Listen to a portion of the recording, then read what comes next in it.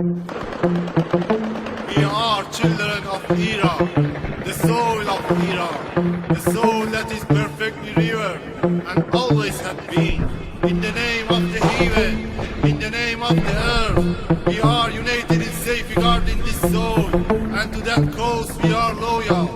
Our Iraq is for no goal, but the destruction of the enemy.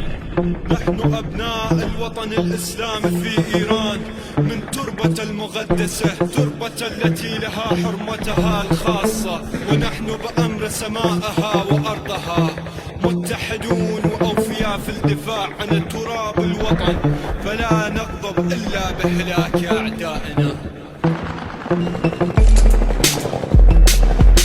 من اهل ایرانم، جنوب کشوری، آبرود که هیچ لاشی ناموست رو میبری.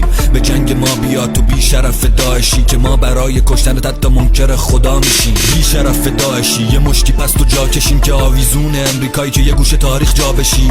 تو فکر خود نمایی با قتل عام بچه هایی، ما اینجا بچه هامون جر میدنت با دست خالی. من اهل ایرانم، سرزمین آریایی، جانی باشی پاش بیفته ابدترین جانیاییم. با کل لشکر تو هرچی داری به جنگ بیا، به زودی شده میشی به دست قوم آریا. جنگیدن با تو فقط باید به شرط خنده باشه، به جنگ ما بیا تو دست ما فقط یه داسه. برای کشتنت یه نصف روز و وقت دادیم، شاشیدم به ریش و ریشت ابوبکر بغدادی. من نسل کوروشم، پوریا و آرش، به وقت صلح به وقت جنگ آتش. من نسل خط شکنای 8 سال جبهه‌ای، ما خیلی وقت خون نخوردیم به خون تشنه‌ایم.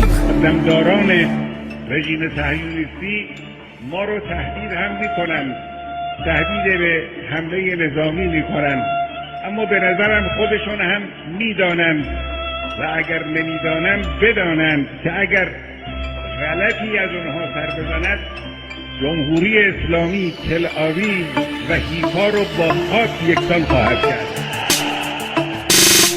ادعاتون سر بریدن زن بود با دست بسته، مدال افتخارتونم که بوده قتل بچه. نخ میگیری از امریکا و اسرائیل نیم وجبی، به خاک و خون میکشیم تمر یا علی مددیم. انرژی استهی که هیچ ما اتم داریم، به قد 10 تا کله یهودی ما داریم. به خاک من بیا تا جونتو مثل سگ بگیریم، ما این زندگیمون استخون به سگ نمیدیم. 8 سال کجا بودی که توپ بود و ترکش و سینه ها سپر بودن، مرد و زن تا بچه.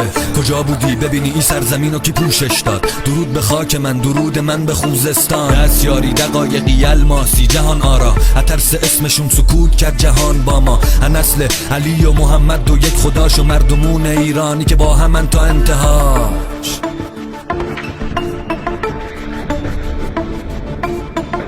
هیچ دیواری، هیچ سدی، هیچ مرزی دستای چسبیده به همه من و تو نمیشه. این خاک امانت دست ماست. زنده باد ایران، زنده باد ایرانی.